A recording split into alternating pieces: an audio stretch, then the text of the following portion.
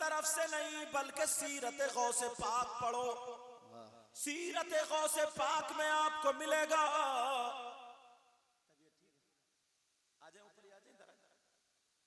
गौसे पाक की सीरत में मिलेगा, पहनेगा पैंट पहनेगा या जो भी लिबास है और नंगे पांव नंगे सर बस खड़ा हो गया नमाज। यार कोई अदब भी कुछ होता है, तहजीब भी कुछ। नबी ने साफा क्यों बांधा, उसके नीचे टोपी क्यों ओढ़ी? सहाबा ने साफा क्यों बांधा, टोपी क्यों ओढ़ी? सर ढकने का हुक्म, मतलब खाना खाओ उसकी ताजीम तक में ये कहा कि सर ढक के खाना खाओ।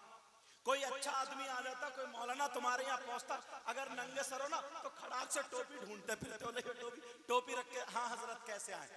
यार अदब में जरा सोचो, हम अल्लाह की बारगाह में जा रहे हैं, अल्लाह के घर में जा रहे हैं, वो बादशाहों का बादशाह है, वो सारी कायनात का मालिक व खालिक है, उससे बड़ा कोई नहीं, अल्लाह ऊपर सबसे बड़ा है। उसकी बारगाह में खड़े हो रहे हैं तो ऐसे खड़े हो रहे हैं, सीना निकाल के ऐसे खड़े हो रहे हैं जैसे कि पूछो ही मत। इसका मतलब ये है कि तुम अल्लाह से कम डर रहे हो। अगर तुम्हारे अंदर तहजीब होती, तमद्दुन होता, डर होता तो ऐसे खड़े होते, ऐसे खड़े होते जैसे बड़े बड़े सहाबी कांपा करते।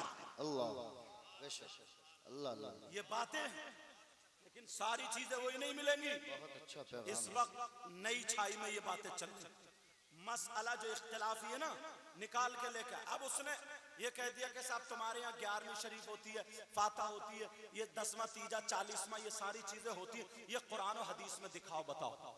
ईमानदारी से एक बात बताओ, मैं तुम्हें ये बता दूं, जो चीज कुरान में नहीं हदीस में नहीं, ये बात सुनने की, और जो नबी के जमाने में ना हुई हो, जो नबी के जमाने में ना हुई हो, उसके बाद में अगर वो हुई तो उसको बिदअत बोलते हैं।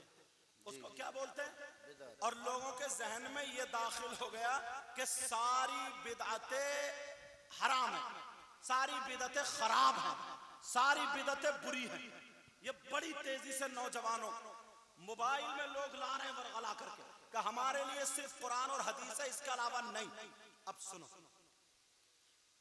कायदा मैं तुम्हें बता दूं, तुम खुद उसका रिजल्ट निकालो। कायदा ये है, जो चीज नबी के जमाने में नहीं, जो चीज कुरान और हदीस में सराहतन नहीं, अब उसके बाद की ईजाद पैदावार है तो वो बिदअत तो है, मगर हर बिदअत खराब नहीं।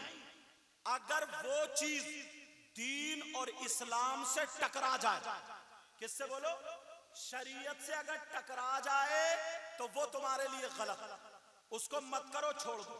और अगर जो चीज दीन और इस्लाम से ना टकराए वो तुम्हारे लिए जायज। जैसे मोटरसाइकिल, कोई घर ऐसा नहीं है जिसके घर में नहीं है।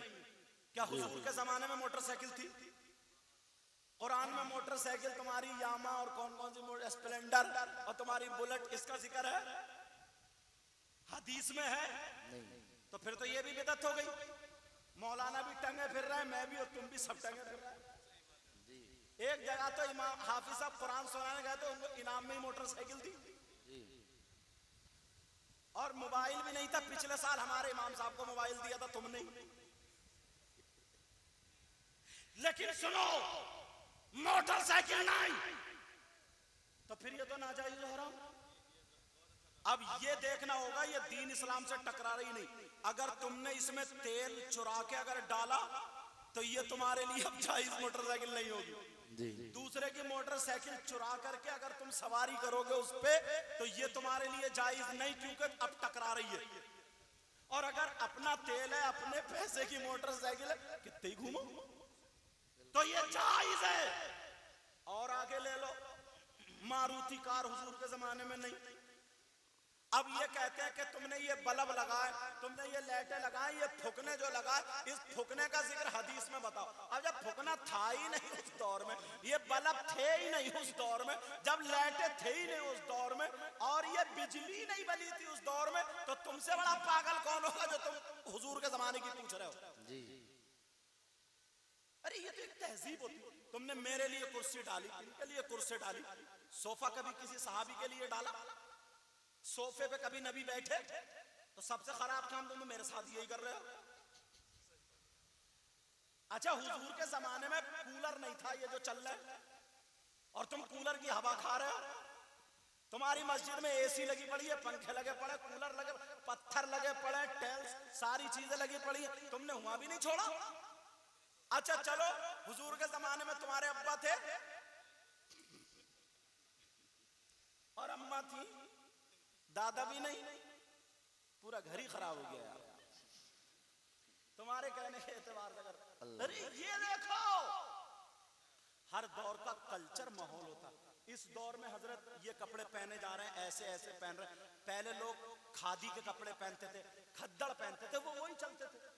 पहले लोग ज्वार वगैरह मकई वगैरह खाते थे, अब गेहूं चावल चल रहे हैं। जैसे माहौल है, पहले लोगों की बैलगाड़ियां चलती थी, अब मारुति कार चल रही, समझ रहे। पहले लोगों के घर में चराग और डब्बी जलती थी, अब लाइटें जल रही। पहले लोग कपड़े से या पंखे से किसी चीज का हवा करते थे, अब कूलर चल रहे। पहले लोग हाथों से मसाला पीसते थे, अब मिक्सर मशीन चल रही जी। अरे ये तो दौर है, ये तो वक्त है। ये देखो कि दीन इस्लाम से टकरा रहा है या नहीं। मसला ये है, पहले का दौर और था। अब ये चीजों के लिए तुम्हें कुरान में नहीं देखना कि बल्ब का जिक्र बताओ, तुम्हारे घरों में लैट्रिन का जिक्र बताओ। हुजूर की आमद पे तुमने घर सजा दिए। हम जो बताएंगे ये बताएंगे। मेरे नबी की माँ खुद कहती है, जब मेरा बेटा मोहम्मद रसूलुल्लाह दुनिया पे आया था तो अल्लाह ने आसमान के चांद सितारे आमना के आंगन में उतारे। नारे तकबीर, नारे रिसालत, जश्न ईद मिलादुन नबी, सरकार की आमद, आका की आमद, उलमाए अहले सुन्नत, मसलके आला हजरत हजरत अल्लामा सैयद मुकीमुर रहमान साहिब किबला। नारे तकबीर, नारे रिसालत। फरमाती हैं, आमना कहती हैं, मेरे घर पे ना आंगन में ये आसमान के सितारे ऐसा लग रहा था, अब गिरे, अब गिरे, अब गिरे। वाह, अल्लाह ने रोशनी सितारों से की। सुभान अल्लाह। हमें मौका मिले, हम इस लायक हैं, कमा रहे हैं, इस जगह को सजा देते हैं। हमें मौका मिले तो नबी के नाम पे हम अपनी जान। सुभान अल्लाह, सुभान अल्लाह, जिंदाबाद जिंदाबाद। लोग पता नहीं, अब कहेंगे ये शामियाना, ये लाइट। भाई मैं कह रहा हूँ, ये दीवार है ना इधर, तो इसके लगाने की क्या जरूरत थी? उधर दीवार है, उसके लगाने की जरूरत क्या थी?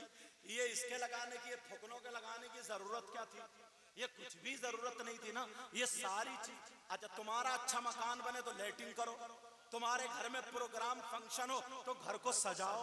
तुम्हारे घर कोई मेहमान, मैं आसिफ के यहाँ अगर आ जाऊं तो जल्दी से इनकी अम्मी या ये जल्दी से कि अरे ये हटाओ, दरी अच्छी सी बिछाओ, चादर बिछाओ, हजरत आ रहे। तुम्हारे यहाँ कोई पीर साहब आ जाए, कोई हजरत आ जाए तो जल्दी से बैठक में ये बिछाओ, ये करो, वो। इतने बेकार आदमी के लिए तुम इतना अच्छा इंतजाम कर रहे हो, और जब मेरे आका दुनिया पे आए तो हम तो वो, अगर हमें जरूरत पड़ेगी तो हम अपनी आंखें भी बिछा देंगे, हम अपना दिल भी बिछा देंगे। तुम देखो, अगर तुम नफरत करते हो तो तुम नफरत करो, हम तो मरेंगे तो आका के नाम पर और जिएंगे तो फिर आका के नाम। जिंदाबाद जिंदाबाद, सुभान अल्लाह, सुभान अल्लाह। जश्न ईद मिलादुल नबी, सरकार की आमद, हजरत अल्लामा सैयद मुकीमुर रहमान